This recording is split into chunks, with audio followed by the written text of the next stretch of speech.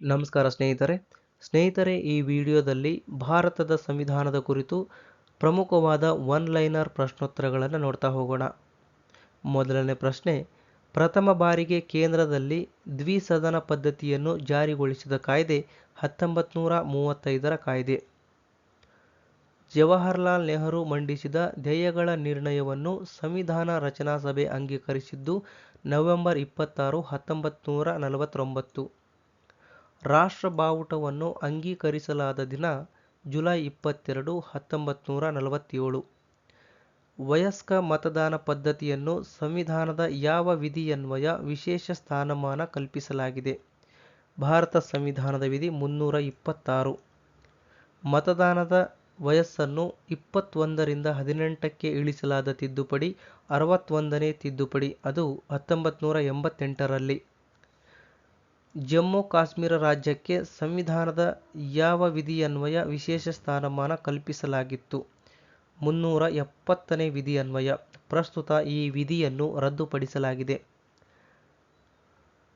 ರಾಜ್ಯ ಭಾಷಾ ಎಂದು ಪರಿಗಣಿಸಲ್ಪಟ್ಟಿರುವ ಭಾಷೆ ಹಿಂದಿ, ಇದರ ಲಿಪಿ ದೇವನಾಗರಿ ಲಿಪಿ. ಮೂಲಭೂತ ಹಕ್ಕುಗಳನ್ನು ಮೊಟಕುಗೊಳಿಸಲು ರಾಜ್ಯವು ಮಾಡಿದ ಕಾನೂನನ್ನು ಮೊಟಕುಗೊಳಿಸುವವರು ಸುಪ್ರೀಂ ಕೋರ್ಟ್. ಹಣಕಾಸು ಮಸೂದೆಗೆ ಸಂಬಂಧಿಸಿದಂತೆ ಅಂತಿಮ ಅಧಿಕಾರ ಪಡೆದಿರುವುದು ವಿಧಾನಸಭೆ ಮತ್ತು ಲೋಕಸಭೆ ಮಾತ್ರ.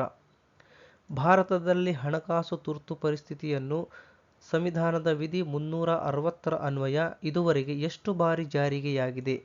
ಒಮ್ಮೆಯೂ ಇಲ್ಲ. ಭಾರತ ಸಂವಿಧಾನದ ರಚನೆಯ ಉದ್ದೇಶಕ್ಕಾಗಿ ರಚಿತವಾದ ಸಮಿತಿ ಸಂವಿಧಾನ ರಚನಾ ಸಮಿತಿ. ಭಾರತದ ಸಂವಿಧಾನದಲ್ಲಿ ಅತ್ಯಂತ ದೀರ್ಘಕಾಲ ವಿಧಿ, ಅತಿ ದೊಡ್ಡದಾದ ವಿಧಿ 243. ಕೇಂದ್ರ ಕಾರ್ಯಾಂಗದ ಮುಖ್ಯಸ್ಥರು ರಾಷ್ಟ್ರಪತಿಗಳು. ಗಾಂಧೀಜಿಯವರ ತತ್ವಗಳನ್ನು ಸಂವಿಧಾನದ ಯಾವ ಭಾಗದಲ್ಲಿ ಕಾಣಬಹುದು? ರಾಜ್ಯ ನೀತಿ ನಿರ್ದೇಶಕ ತತ್ವಗಳು ಭಾಗದಲ್ಲಿ ಕಾಣಬಹುದು. ಭಾರತದ ಸಂವಿಧಾನದಲ್ಲಿ ತುರ್ತು ಪರಿಸ್ಥಿತಿ ನಿಯಮಾವಳಿಗಳನ್ನು ಯಾವ ದೇಶದ ಸಂವಿಧಾನದಿಂದ ಎರವಲು ಪಡೆಯಲಾಗಿದೆ? ಜರ್ಮನಿ ದೇಶದಿಂದ. ತುರ್ತು ಪರಿಸ್ಥಿತಿಗಳನ್ನು ಜರ್ಮನಿ ದೇಶದಿಂದ ಎರವಲು ಪಡೆಯಲಾಗಿದೆ. ಭಾರತ ಸಂವಿಧಾನವು ತನ್ನ ಪ್ರಜೆಗಳಿಗೆ ನೀಡಿರುವ ಪೌರತ್ವ. ಭಾರತ ಸಂವಿಧಾನವು ತನ್ನ ಪ್ರಜೆಗಳಿಗೆ ನೀಡಿರುವ ಪೌರತ್ವ ಏಕಪೌರತ್ವ. 13ನೇ ಹಣಕಾಸು ಆಯೋಗದ ಅಧ್ಯಕ್ಷರು ಕೇಲ್ಕರ್ ಅವರು, ವಿಜಯ್ ಕೇಲ್ಕರ್ ಅವರು. ಅಕ್ರಮ ಬಂಧನದ ವಿರುದ್ಧ ಹೊರಡಿಸುವ writ habeas corpus. Panchayat Raj ವ್ಯವಸ್ಥೆಯನ್ನು ಅಳವಡಿಸಿಕೊಂಡ ಮೊದಲ ರಾಜ್ಯ ರಾಜಸ್ಥಾನ. ರಾಷ್ಟ್ರಪತಿ ಮತ್ತು ಮಂತ್ರಿಮಂಡಲದ ನಡುವಿನ ಸಂಪರ್ಕ ಸೇತುವೆ ಪ್ರಧಾನಮಂತ್ರಿಗಳು. ಸಂವಿಧಾನದ 54ನೇ ಅನುಚ್ಛೇದವು ಸಂಬಂಧಿಸಿರುವುದು ರಾಷ್ಟ್ರಪತಿ ಚುನಾವಣೆಯ ಕುರಿತು. ರಾಷ್ಟ್ರೀಯ ತುರ್ತು ಪರಿಸ್ಥಿತಿ ಘೋಷಣೆಯಾದ ಎಷ್ಟು ದಿನಗಳೊಳಗೆ ಅದಕ್ಕೆ ಸಂಸತ್ತಿನ ಅಂಗೀಕಾರ ದೊರೆಯಬೇಕು? 1 ತಿಂಗಳ ಒಳಗೆ. ಸರ್ವೋಚ್ಚ ನ್ಯಾಯಾಲಯದ ಮುಖ್ಯ ನ್ಯಾಯಮೂರ್ತಿಯವರ ಅನುಪಸ್ಥಿತಿಯಲ್ಲಿದ್ದಾಗ ರಾಷ್ಟ್ರಪತಿಯವರಿಗೆ ಪ್ರಮಾಣ ವಚನ ಬೋಧಿಸುವವರು ಲಭ್ಯವಿರುವ ಶ್ರೇಷ್ಠ ನ್ಯಾಯಮೂರ್ತಿಗಳು.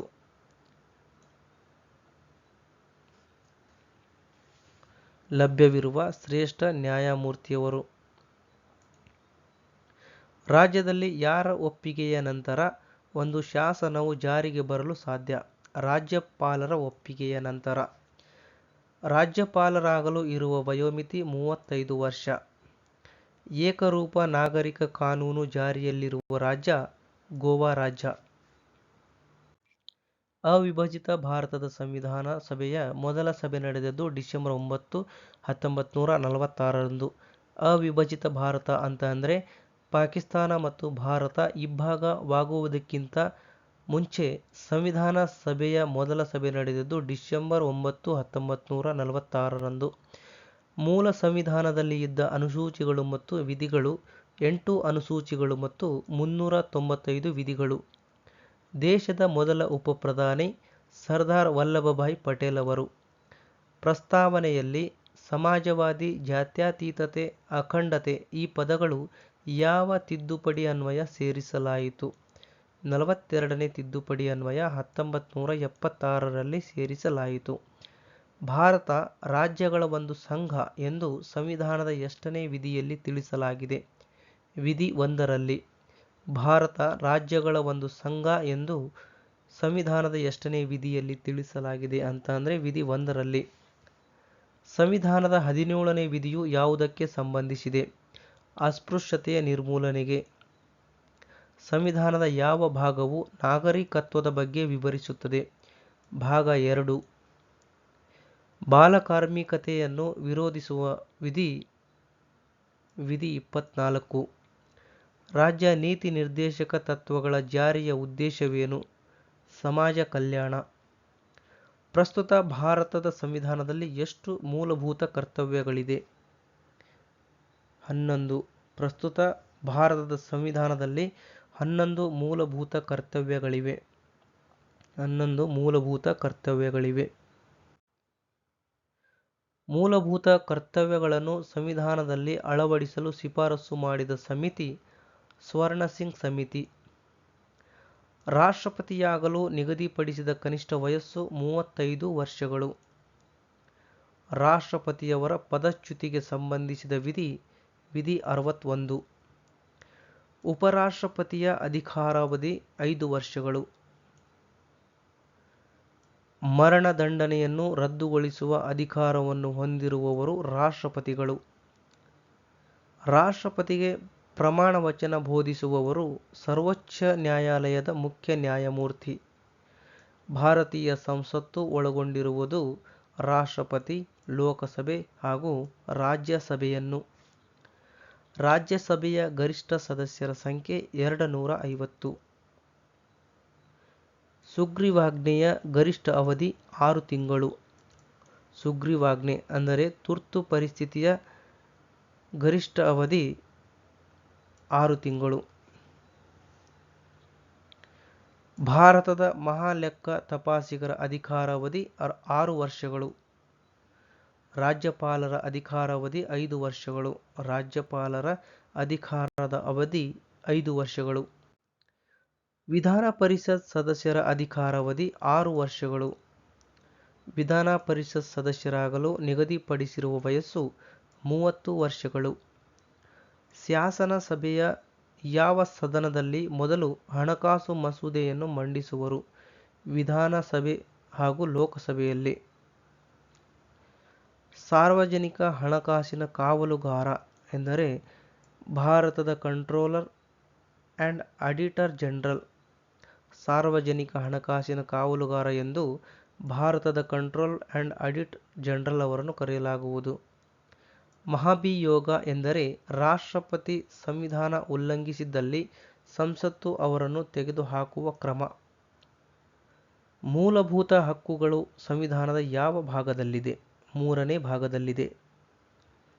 ಭಾರತದ ಸಂವಿಧಾನವು ಅಸ್ತಿತ್ವಕ್ಕೆ ಬಂದ ದಿನ ಜನವರಿ 26, 1950. ಭಾರತದ ಉಪರಾಷ್ಟ್ರಾಧ್ಯಕ್ಷರು. ಭಾರತದ ಉಪರಾಷ್ಟ್ರಪತಿಗಳು ರಾಜ್ಯಸಭೆಗೆ ಅಧ್ಯಕ್ಷರಾಗಿ ಕರ್ತವ್ಯ ನಿರ್ವಹಿಸುತ್ತಾರೆ. 1976ರಲ್ಲಿ ಸಂವಿಧಾನದ ತಿದ್ದುಪಡಿಗಳನ್ನು ಸುಪ್ರೀಂ ಕೋರ್ಟ್ ಪ್ರಶ್ನಿಸಲಾಗದಂತೆ ಮಾಡಿದ ತಿದ್ದುಪಡಿ 42ನೇ ತಿದ್ದುಪಡಿ. ಉಪರಾಷ್ಟ್ರಪತಿಯ ಸ್ಥಾನಕ್ಕೆ ಸ್ಪರ್ಧಿಸುವವರ ಕನಿಷ್ಠ ವಯೋಮಿತಿ 35 ವರ್ಷಗಳು. ರಾಷ್ಟ್ರಾಧ್ಯಕ್ಷರು ರಾಜ್ಯಸಭೆಗೆ ನೇಮಕ ಮಾಡುವ ಸದಸ್ಯರ ಸಂಖ್ಯೆ 12. ರಾಷ್ಟ್ರಾಧ್ಯಕ್ಷರು ಲೋಕಸಭೆಗೆ ನೇಮಕ ಮಾಡುವ ಆಂಗ್ಲೋ ಇಂಡಿಯನ್ ಪ್ರತಿನಿಧಿಗಳ ಸಂಖ್ಯೆ 2 ಆಗಿತ್ತು. ಆದರೆ ಪ್ರಸ್ತುತ ಆಂಗ್ಲೋ ಇಂಡಿಯನ್ ಸ್ಥಾನಗಳನ್ನು ರದ್ದುಪಡಿಸಲಾಗಿದೆ. ಭಾರತ ಸಂವಿಧಾನದಲ್ಲಿ ಕೇಂದ್ರ ಶಾಸಕಾಂಗವನ್ನು ಪಾರ್ಲಿಮೆಂಟ್ ಎಂದು ಕರೆಯಲಾಗುತ್ತೆ.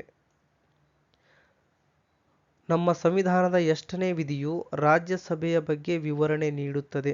80ನೇ ವಿಧಿ. ಪ್ರತ್ಯಕ್ಷ ಪ್ರಜಾಪ್ರಭುತ್ವ ಆಚರಣೆಯಲ್ಲಿರುವ ದೇಶ ಸ್ವಿಟ್ಜರ್ಲ್ಯಾಂಡ್.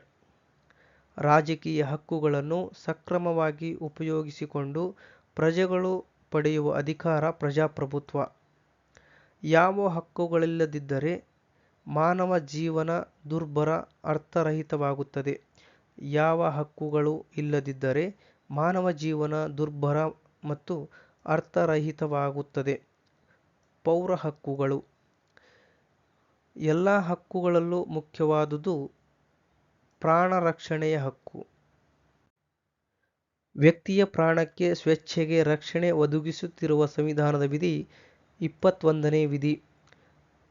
ಮಾನವ ಯಾವುದೋ ವಿಧವಾಗಿ ಜೀವಿಸುವುದಲ್ಲ, ಉತ್ತಮವಾಗಿ ಜೀವಿಸಬೇಕು ಎಂದವರು ಅರಿಸ್ಟಾಟಲ್. ವ್ಯಕ್ತಿ ಸ್ವಾತಂತ್ರ್ಯ ಹಕ್ಕಿನ ಮೇಲೆ ಯಾವಾಗ ನಿರ್ಬಂಧ ಹೇರಬಹುದು? ವಿಪತ್ತಿನ ಪರಿಸ್ಥಿತಿಗಳಲ್ಲಿ. ಭಾರತದ ಪೌರರಿಗೆ ವಾಕ್ ಸ್ವಾತಂತ್ರ್ಯ, ಭಾವ ಪ್ರಕಟಣೆಗಳು ಸ್ವಾತಂತ್ರ್ಯ ನೀಡುತ್ತಿರುವ ಸಂವಿಧಾನದ ನಿಯಮ 19ನೇ ವಿಧಿ. ಭಾರತದ ಪೌರರಿಗೆ ವಾಕ್ ಸ್ವಾತಂತ್ರ್ಯ, ಭಾವ ಪ್ರಕಟಣೆಗಳು ಸ್ವಾತಂತ್ರ್ಯ ನೀಡುತ್ತಿರುವ ಸಂವಿಧಾನದ ನಿಯಮ ಅಥವಾ ವಿಧಿ 19ನೇ ವಿಧಿ. ವಾಕ್ ಸ್ವಾತಂತ್ರ್ಯದ ಮೇಲೆ ನಿಷೇಧ ವಿಧಿಸಬಹುದೇ? ಕೆಲವು ಸಂದರ್ಭಗಳಲ್ಲಿ ಮಾತ್ರ. ಕಾನೂನುಬದ್ಧವಾಗಿ ಒಬ್ಬ ವ್ಯಕ್ತಿ ಮಾತನಾಡುವ ವಿಷಯವನ್ನು ಪತ್ರಿಕೆಗಳ ಮೂಲಕ ಪ್ರಕಟಿಸುವ ಹಕ್ಕಿಗೆ ಏನೆನ್ನುವರು? ಪತ್ರಿಕಾ ಸ್ವಾತಂತ್ರ್ಯದ ಹಕ್ಕು. ರಾಜಕೀಯವಾಗಿ ಪ್ರಜೆಗಳನ್ನು ಚೈತನ್ಯಶೀಲರನ್ನಾಗಿ ಮಾಡುವುದರಲ್ಲಿ ಯಾವುದರ ಪಾತ್ರ ಹೆಚ್ಚು? ರಾಜಕೀಯವಾಗಿ ಪ್ರಜೆಗಳನ್ನು ಚೈತನ್ಯಶೀಲರನ್ನಾಗಿ ಮಾಡುವುದರಲ್ಲಿ ಯಾವುದರ ಪಾತ್ರ ಹೆಚ್ಚು ಅಂತಂದರೆ ಪತ್ರಿಕೆಗಳ ಪಾತ್ರ. ಭಾರತ ಸಂವಿಧಾನವು ಮತದಾನಕ್ಕೆ ನಿಗದಿಪಡಿಸಿರುವ ಕನಿಷ್ಠ ವಯಸ್ಸು 18 ವರ್ಷಗಳು. ಸಂವಿಧಾನದ ಪ್ರಕಾರ ಭಾರತ ಗಣರಾಜ್ಯದ ಮುಖ್ಯಸ್ಥ ರಾಷ್ಟ್ರಪತಿಗಳು. ಸಂವಿಧಾನವನ್ನು ಯಾರು ತಿದ್ದುಪಡಿ ಮಾಡಬಹುದು? ಸಂಸತ್ತು. ಭಾರತದ ನ್ಯಾಯಾಂಗವು ಯಾವ ರೀತಿಯದ್ದು? ಸ್ವತಂತ್ರವಾದದ್ದು. ಭಾರತ ಸಂವಿಧಾನದ ಕರಡು ಸಮಿತಿಯ ಅಧ್ಯಕ್ಷರು ಡಾ. ಬಿ.ಆರ್. ಅಂಬೇಡ್ಕರ್ ಅವರು. ರಾಷ್ಟ್ರಪತಿಯವರ ಸ್ಥಾನ ಖಾಲಿಯಿದ್ದಾಗ ಆ ಹುದ್ದೆಯಲ್ಲಿ ಎಷ್ಟು ದಿನಗಳ ಕಾಲ ಕಾರ್ಯನಿರ್ವಹಿಸಬಹುದು? 6 ತಿಂಗಳುಗಳವರೆಗೆ. ಭಾರತ ಕೇಂದ್ರ ಸರ್ಕಾರದ ಮುಖ್ಯಸ್ಥರು ಪ್ರಧಾನಮಂತ್ರಿಗಳು. ಪ್ರಧಾನಮಂತ್ರಿಯನ್ನು ಯಾರು ನೇಮಕ ಮಾಡುತ್ತಾರೆ ಅಂತಂದರೆ ರಾಷ್ಟ್ರಪತಿಗಳು. ಮಂತ್ರಿಮಂಡಲವು ಯಾರಿಗೆ ಜವಾಬ್ದಾರಿಯಾಗಿರುತ್ತದೆ? ಸಂಸತ್ತಿಗೆ. ರಾಷ್ಟ್ರಾಧ್ಯಕ್ಷರು ಕಾರ್ಯಾಂಗದ ಮುಖ್ಯಸ್ಥರಾಗಿರುವ ಕುರಿತು ಹೇಳುವ ಸಂವಿಧಾನದ ವಿಧಿ 53 ಉಪವಿಧಿ 1. ರಾಷ್ಟ್ರಪತಿಗಳು ಕಾರ್ಯಾಂಗದ ಮುಖ್ಯಸ್ಥರಾಗಿರುವ ಕುರಿತು ಹೇಳುವ ವಿಧಿ 53 ಉಪವಿಧಿ 1. ನಮ್ಮ ಸಂವಿಧಾನಾತ್ಮಕ ಶಾಸಕಾಂಗ ಸಭೆಯ ಪ್ರಪ್ರಥಮ ಅಧ್ಯಕ್ಷರು ಡಾ. ಬಾಬು ರಾಜೇಂದ್ರ ಪ್ರಸಾದ್ ಅವರು. ತನ್ನದೇ ಆದ ಪ್ರತ್ಯೇಕ ಸಂವಿಧಾನ ಹೊಂದಿರುವ ರಾಜ್ಯ ಜಮ್ಮು ಕಾಶ್ಮೀರ ಆಗಿತ್ತು, ಆದರೆ ಅದನ್ನು ರದ್ದುಪಡಿಸಲಾಗಿದೆ.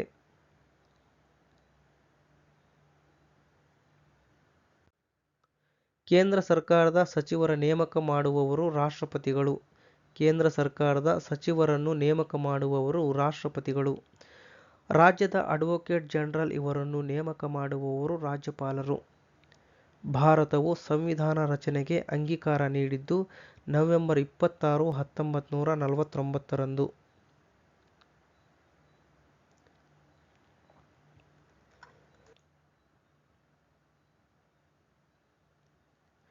ಸಮವರ್ತಿ ಪಟ್ಟಿಯಲ್ಲಿರುವ ವಿಷಯಗಳ ಮೇಲೆ ಶಾಸನ ರೂಪಿಸುವ ಅಧಿಕಾರವಿರುವುದು ಕೇಂದ್ರ ಮತ್ತು ರಾಜ್ಯ ಸರ್ಕಾರಕ್ಕೆ. ನಮ್ಮ ಸಂವಿಧಾನವನ್ನು ಎಷ್ಟು ಭಾಗಗಳಾಗಿ ವಿಭಜಿಸಲಾಗಿದೆ ಅಂತಂದರೆ 24 ಭಾಗಗಳಾಗಿ. ಭಾರತದಲ್ಲಿ ಒಟ್ಟು ಎಷ್ಟು ಕೇಂದ್ರಾಡಳಿತ ಪ್ರದೇಶಗಳಿವೆ? ಪ್ರಸ್ತುತ 8. ಭಾರತದ ತ್ರಿದಳದ ದಂಡನಾಯಕರು. ಭಾರತದ ತ್ರಿದಳ ದಂಡನಾಯಕರು ರಾಷ್ಟ್ರಪತಿಗಳು. ಭೂಸೇನೆ, ವಾಯುಸೇನೆ ಮತ್ತು ನೌಕಾಸೇನೆಯ ದಂಡನಾಯಕರು ರಾಷ್ಟ್ರಪತಿಗಳು. ಪ್ರಧಾನಮಂತ್ರಿ ಯಾವ ಸಭೆಯ ಪ್ರಾತಿನಿಧ್ಯ ವಹಿಸುತ್ತಾರೆ? ಲೋಕಸಭೆಯ ಪ್ರಾತಿನಿಧ್ಯ ವಹಿಸುತ್ತಾರೆ. ಜಾತ್ಯತೀತತೆ ಎಂದರೆ ಎಲ್ಲ ಧರ್ಮಗಳಿಗೂ ಸಮಾನತೆ ನೀಡುವುದು. ರಾಷ್ಟ್ರೀಯ ಮತ್ತು ಪ್ರಾದೇಶಿಕ ಪಕ್ಷಗಳೆಂದು ಮಾನ್ಯತೆ ನೀಡುವ ಅಧಿಕಾರವಿರುವುದು ಚುನಾವಣಾ ಆಯೋಗಕ್ಕೆ. ರಾಜ್ಯಪಾಲರಿಗೆ ಪ್ರತಿಜ್ಞಾವಿಧಿ ಅಥವಾ ಪ್ರಮಾಣವಚನ ಬೋಧಿಸುವವರು ಹೈಕೋರ್ಟ್ನ ಮುಖ್ಯ ನ್ಯಾಯಾಧೀಶರು ಅಥವಾ ಹಿರಿಯ ನ್ಯಾಯಾಧೀಶರು. ಮೂಲಭೂತ ಹಕ್ಕುಗಳ ರಕ್ಷಕ ಎಂದು ಕರೆಯಲ್ಪಡುವುದು ಸರ್ವೋಚ್ಚ ನ್ಯಾಯಾಲಯ. ಹೈಕೋರ್ಟ್ದ ನ್ಯಾಯಾಧೀಶರು ರಾಜೀನಾಮೆ ಪತ್ರವನ್ನು ಯಾರಿಗೆ ಸಲ್ಲಿಸಬೇಕು? ರಾಜ್ಯ ಶ್ರೇಷ್ಠ ನ್ಯಾಯಾಲಯ ಅಥವಾ ಉಚ್ಚ ನ್ಯಾಯಾಲಯದ ನ್ಯಾಯಾಧೀಶರು ರಾಜೀನಾಮೆ ಪತ್ರವನ್ನು ಯಾರಿಗೆ ಸಲ್ಲಿಸಬೇಕು ಅಂತಂದರೆ ರಾಷ್ಟ್ರಪತಿಯವರಿಗೆ. ಭಾರತ ಸರ್ಕಾರದ ಪ್ರಥಮ ಕಾಯ್ದೆ ಅಧಿಕಾರಿ ಭಾರತದ ಅಟಾರ್ನಿ ಜನರಲ್. ಭಾರತ ಸರ್ಕಾರದ ಪ್ರಥಮ ಕಾಯಿದೆ ಅಧಿಕಾರಿ ಅಂತಂದರೆ ಭಾರತದ ಅಟಾರ್ನಿ ಜನರಲ್. ಸ್ವತಂತ್ರ ಭಾರತದ ಪ್ರಥಮ ಮಹಿಳಾ ರಾಜ್ಯಪಾಲರು ಸರೋಜಿನಿ ನಾಯ್ಡು. ಪ್ರಸಕ್ತ ಸಂವಿಧಾನದಲ್ಲಿ ಮೂಲಭೂತ ಹಕ್ಕುಗಳು 6. ರಾಷ್ಟ್ರೀಯ ಅಭಿವೃದ್ಧಿ ಮಂಡಳಿಯ ಅಧ್ಯಕ್ಷರು ಪ್ರಧಾನಮಂತ್ರಿಗಳು ಆಗಿರುತ್ತಾರೆ.